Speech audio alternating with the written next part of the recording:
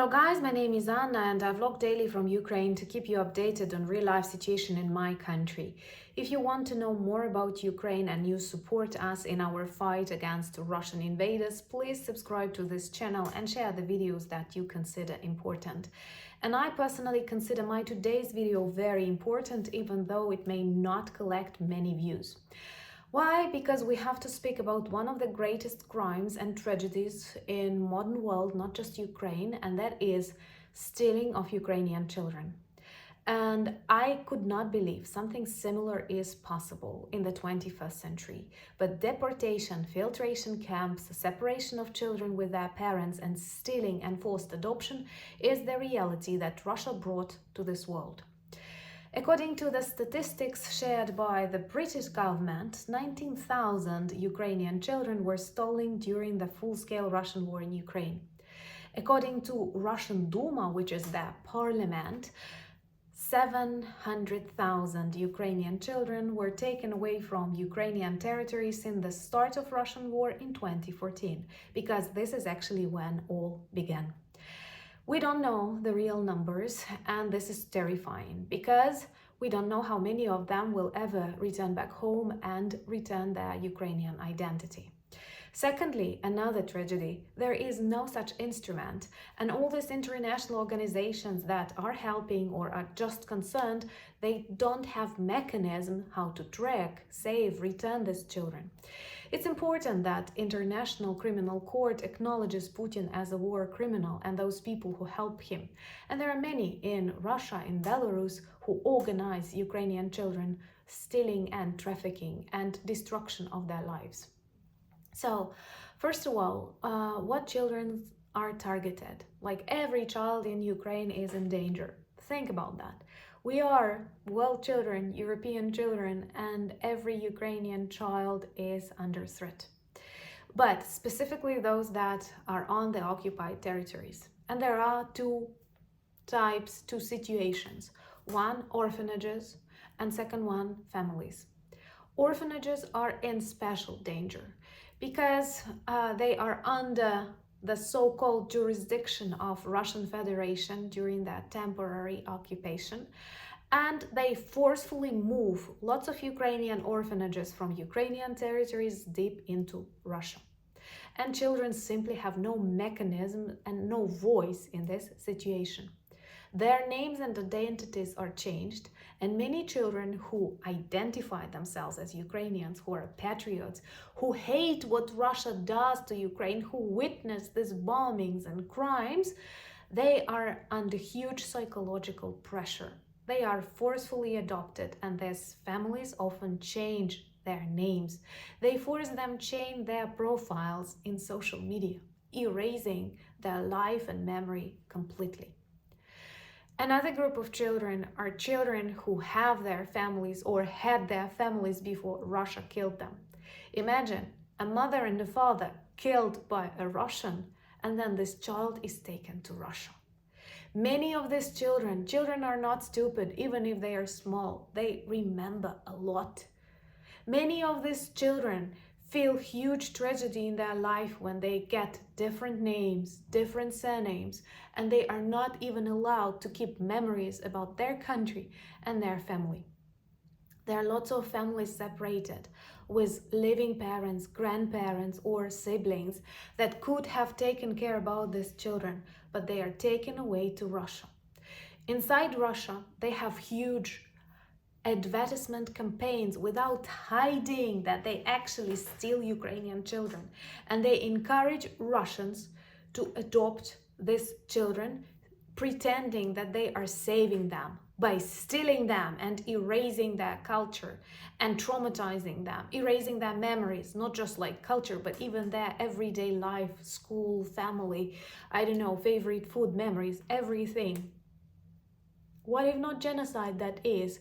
Google how United Nations defines genocide and you will be surprised, because it seems like Russia works according to the instruction of genocide written on the webpage of the United Nations. So don't you ever doubt this. Don't be afraid of the word genocide if Ukrainians are not afraid to protect their land, you know.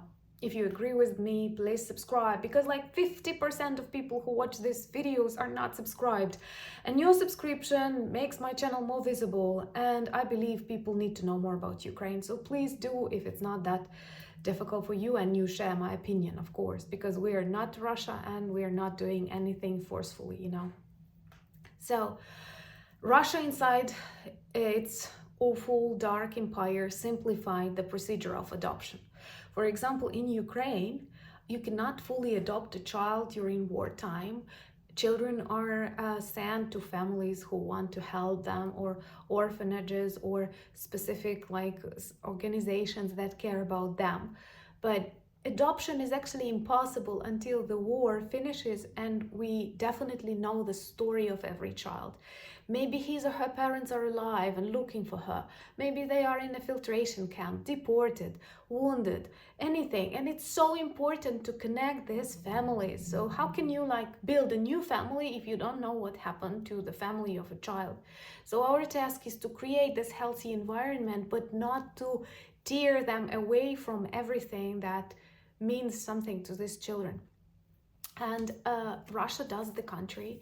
It simplified the process of adoption. They encourage Russians to adopt Ukrainian children, to erase their identity, change their names.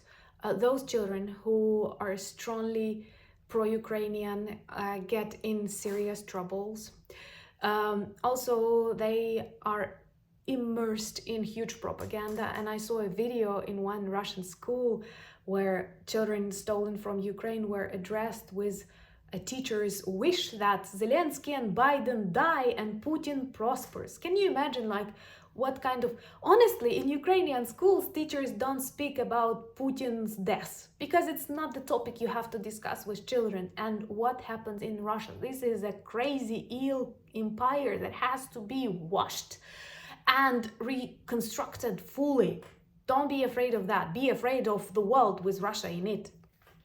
So another problem is that many people are deceived by Russian volunteers who pretend to take children to safer places. For example, they blow up a dam in Kakhovka. Many occupied territories are flooded and people are literally dying. Mines are swimming around houses. Many children can die. Their parents are afraid for the life of their children and they are ready to do everything to save. And then good Russian volunteers, euphemism, appear and offer to take children temporarily to safer place. A resort, a summer camp in Crimea, and the child never returns from that camp, forever taken away from the family. Think about the level of despair these people have when from one point of view you can literally drown in your own home, or you can send your child to a safety place from which he will never return. Who are Russians? What negotiations? Anything you can tell me, like any argument that can explain it's okay or it can be ever forgiven? So there are other countries like Belarus who accept lots of Ukrainian children, and they speak about that to the Red Cross. And I don't know what to think about Red Cross, because from one point of view they keep records of all of these crimes, but they also participate in them. And they are neutral. But I don't know, how can you be neutral like when Hitler burns Jews? How can you be neutral? How do you explain your neutrality in this case? So we have to remember about this, like thousands, hundreds of thousands of Ukrainian children stolen and psychologically tortured. And the problem is no instrument exists. We have to work on that. We have to see Putin hanging in The Hague. But I've read a lot of stories how these children secretly connect with their friends who stayed in Ukraine via social media, and how they ask to find them one day, to save them one day, to take them back away from Russia and not to forget them, to use their names which they had in their previous normal life in Ukraine. Think about that. How many like tragic lies of this. There is no forgiveness, and Russian population is an active participant of this genocide. Remember that. Thank you so much. I know that you're friends and you understand that, but please share this message to those who doubt. Should we support Ukraine in its fight against global evil? Thank you for buying me coffees, becoming my patrons. Introduce yourself to our beautiful merch, and don't forget to subscribe to my Instagram, Twitter, and Threads, and join my Discord community, because there I share a different kind of content, and there is never enough things like in spaces where I would like to tell you more about my beautiful and really strong Ukraine. Slava Ukraini!